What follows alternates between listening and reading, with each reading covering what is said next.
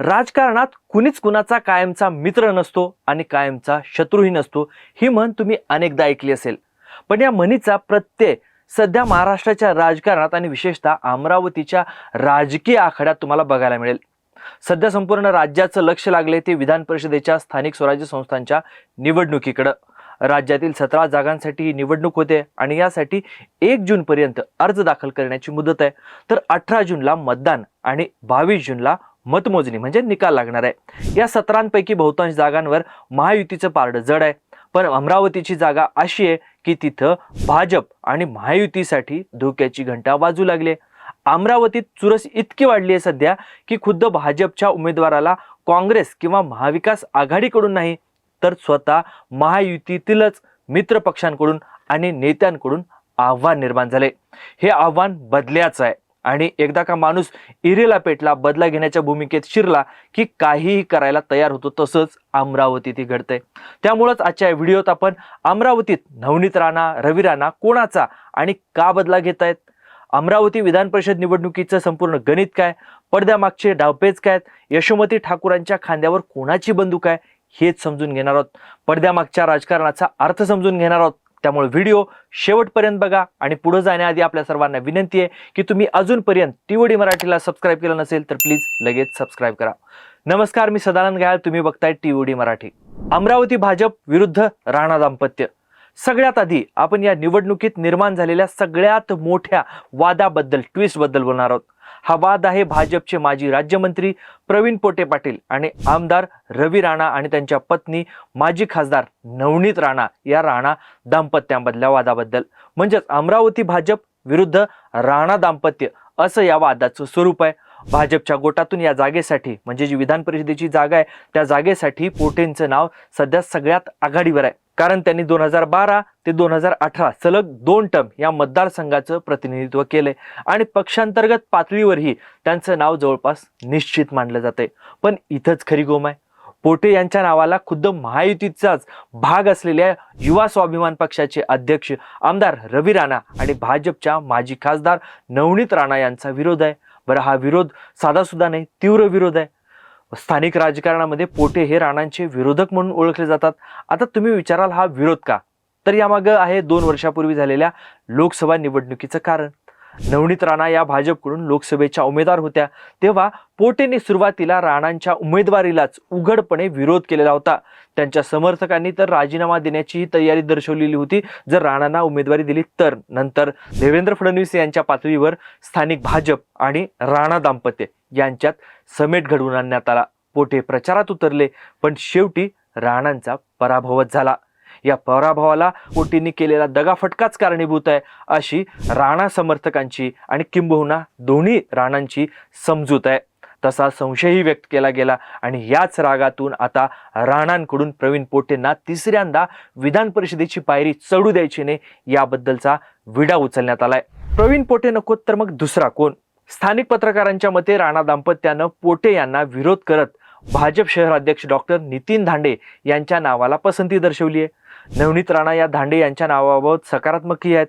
भाजपनं पोटेंनाच उमेदवारी दिली तर आपण आपला स्वतंत्र उमेदवार रिंगणात उतरवू असा थेट इशाराच रवी राणांनी भाजपला आणि किंबहुना देवेंद्र फडणवीसांना दिलाय असं म्हणायला देखील इथं वाव आहे. कारण महाराष्ट्रामध्ये भाजप म्हणजे देवेंद्र फडणवीस आणि देवेंद्र फडणवीस म्हणजेच महाराष्ट्रातली भाजप आहे असं हे समीकरण आहे. तर इथं राणा हे देवेंद्र फडणवीसांनाच आव्हान देऊ इच्छित आहेत की काय असं म्हणायला वाव आहे. रवी राणांचे बंधूही रिंगणात उतरणार का? रवी राणा स्वतंत्र उमेदवार देणार असतील तर तो कोण असेल याबद्दलही सध्या वेगवेगळे आडाखे बांधले जात आहेत. सुरुवातीला रवी राणांचे बंधू सुनील राणा हे विधान परिषदेच्या रिंगणात उतरण्यासाठी इच्छुक होते. एवढंच नाही तर त्यांनी त्यासाठी चाचपणी देखील सुरू केलेली होती. त्याची खूप चर्चाही झाली. पण आता यात मोठा ट्विस्ट आलाय. अचानकच हा सगळा ट्विस्ट आलेला आहे कारण युवा स्वाभिमान पक्षाच्या कार्यकर्त्यांनी सोशल मीडियावर एक पोस्ट व्हायरल केली आहे. यात अमरावती विधान परिषद निवडणुकीसाठी एका प्रसिद्ध आणि बड्या उद्योजकाची रिंगणात दमदार उडी होणार असल्याचा दावा करण्यात आलाय.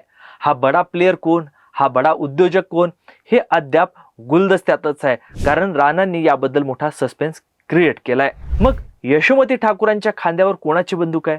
तर महायुतीतल्या या अंतर्गत वादाचा दुफळीचा फायदा घेण्यासाठी काँग्रेसनेही कंबर कसली आहे. काँग्रेस कार्यकर्त्यांकडून भाजपला तगडी फाईट द्यायची असेल तर माजी मंत्री आणि फायरब्रँड नेत्या म्हणून ओळखल्या जाणाऱ्या यशोमती ठाकूर यांनीच ही निवडणूक लढवावी अशी मागणी होते. दुसरीकडे पोटेंचा गेम करण्यासाठी कट्टर विरोधक असलेले राणा दाम्पत्यही ठाकूर यांना पाठिंबा देण्याच्या तयारीत आहेत. स्थानिक पत्रकारांच्या मते राणांकडून पोटे विरोधक भाजप नेत्यांसोबतच काँग्रेसच्या जिल्ह्यातल्या बड्या नेत्यांनाही फोनाफोनी सुरू आहे. म्हणजेच राणा दाम्पत्य हे ठाकूरांच्या खांद्यावर बंदूक ठेवून पोटेंचा गेम करण्याच्या तयारीत आहेत. त्यासोबतच काँग्रेसकडून अनिल अग्रवाल यांचंही नाव समोर येते. अग्रवाल हे काही दिवसापूर्वीच अमरावती महापालिकेत स्वीकृत नगरसेवक म्हणून त्यांची निवड झाली आहे. ते गेल्या काही दिवसांपासून वर्षांपासून या निवडणुकीची तयारी करतायत. त्यामुळं राणा हे आता कोणाला पसंती देतात हे बघणं महत्त्वाचं असणार आहे. पण या सगळ्यात आणखी एक ट्विस्ट आहे. बजोरियामुळं महायुती संकटात आली आहे का? तर या सगळ्या वादात एकनाथ शिंदे यांच्या शिवसेनेनंही या जागेवर दावा ठोकलाय. अकोल्याचे माजी आमदार गोपीकिशन बाजोरिया यांनी निवडणूक लढवण्याची तयारी सुरू केली आहे. बाजोरिया हे पैसेवाले उमेदवार म्हणून ओळखले जातात. त्यांनी मुंबई आणि अमरावतीत महत्त्वाच्या नेत्यांच्या गाठीभेटी घ्यायला सुरुवात केली आहे. विशेष म्हणजे बाजोरिया हे अपक्ष म्हणून किंवा गरज पडली तर शिवसेना शिंदेसेना सोडून काँग्रेसकडूनही निवडणूक लढवू शकतात अशी राजकीय वर्तुळामध्ये चर्चा रंगली आहे. पण मग ह्या सगळ्या मतदारसंघाचं नेमकं गणित काय, कुणाचं पारडं जड आहे? आता आपण या निवडणुकीचा आकड्यांचा खेळ काय तो समजून घेऊ. राजकारणात शेवटी आकडेच बोलतात. कारण अमरावती विधान परिषद निवडणुकीसाठी एकूण 453 मतदार आहेत. यावेळची सगळ्यात मोठी आणि महत्त्वाची फॅक्ट म्हणजे यंदा जिल्हा परिषद सदस्य आणि पंचायत समिती सभापती या निवडणुकीत मतदार नाहीत. कारण या सगळ्या जागा जिल्हा परिषद आणि पंचायत समितीच्या रिक्त आहेत आरक्षणामुळं. पण मागच्या काळामध्ये डिसेंबर जानेवारी फेब्रुवारीमध्ये ज्या निवडणुका झालेल्या होत्या त्याच्यामुळं केवळ महापालिका नगरपालिका आणि नगरपंचायत ह्याच सदस्यांना या निवडणुकीमध्ये मतदान करायला मिळणार आहे. अशा 453 मतांवरच या सर्व निवडणुकीचं गणित अवलंबून आहे. पक्षीय बलाबल बघितलं तर वरवर पाहता महायुती पूर्णपणे सेफ झोनमध्ये दिसते. भाजपकडे स्वतःचे सर्वाधिक 152 मतदार आहेत. राष्ट्रवादीचे 32, शिंदेसेनेचे 20 आणि राणांच्या युवा स्वाभिमान पक्षाचे 26 सदस्य आहेत. हे सर्व मिळून महायुतीचा आकडा सहज 230च्या घरात जातो. म्हणजे स्पष्ट बहुमत आहे जिंकून येण्यासाठीचं. दुसरीकडं महाविकास आघाडीचा विचार केला तर काँग्रेसकडे 119 मतदार आहेत. ठाकरे गटाकडे 18 आहेत. शरद पवारांच्या राष्ट्रवादीकडे 13 मतदार आहेत. म्हणजेच मवियाकडे 152च्या आसपास मत आहेत. याशिवाय शिंदेसेनेत गेलेल्या बच्चू कडूंच्या प्रहार जनशक्ती पक्षाचे 21, MIMचे 16, वंचित बहुजन आघाडीचे 6 ते 7, BSPचे 3, समाजवादी पक्षाचे 2, भाकपचा 1 आणि 24 ते 25 अपक्ष सदस्य आहेत. आणि इथंच आणखी एक गोम आपल्याला बघायला मिळते. विजयासाठीची मॅजिक फिगर महायुतीकडे आहे. पण रवी राणांच्या 26 मतदारांनी दगाफटका केला तर मोठा उलटफेर होऊ शकतो. भाजप उमेदवाराला पाडण्यासाठी आता राणा हे केवळ स्वतःच्या पक्षापुरते देखील उरलेले नाहीत.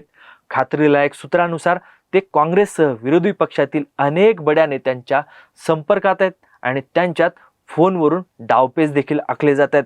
छोट्या पक्षांनी आणि अपक्षांनी काँग्रेसला साथ दिली तर इथं भाजपचा गेम उलटायला वेळ लागणार नाही. हे इथं आपल्याला समजून घ्यायला पाहिजे. पण हे सगळं गणित इतकं सोपं देखील नाही. का नाही?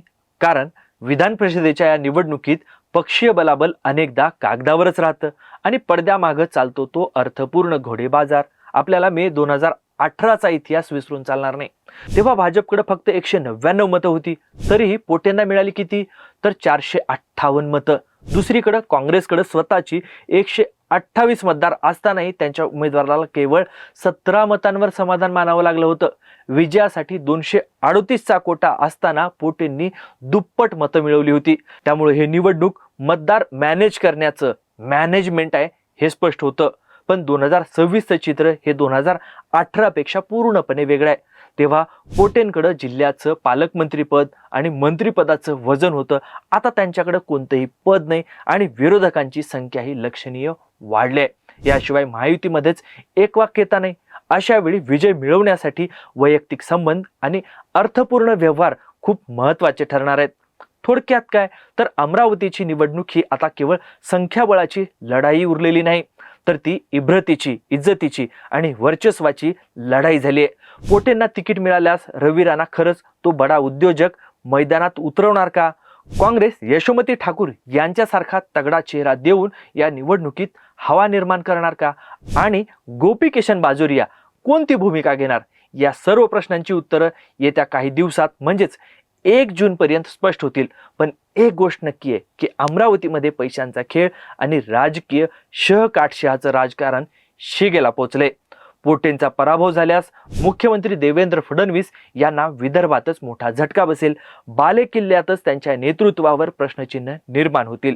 पण तुम्हाला काय वाटतं, अमरावतीमध्ये प्रवीण पोटे बाजी मारतील की राणा दाम्पत्य त्यांचा करेक्ट कार्यक्रम करतील, की महायुतीतील दुफळीचा यशोमती ठाकूर डाव साधतील? भाजप उमेदवाराला पाडणं राणा दाम्पत्याला महागात पडू शकतं का? खाली कमेंट करून तुमची मतं सांगा. व्हिडिओ आवडल्यास व्हिडिओला लाईक करा, शेअर करा आणि अशाच विश्लेषणासाठी आपल्या TOD मराठी चॅनलला यूट्यूबवर सबस्क्राईब करायला विसरू नका. हा व्हिडिओ शेवटपर्यंत बघितल्याबद्दल आपल्या सगळ्यांचे खूप खूप धन्यवाद.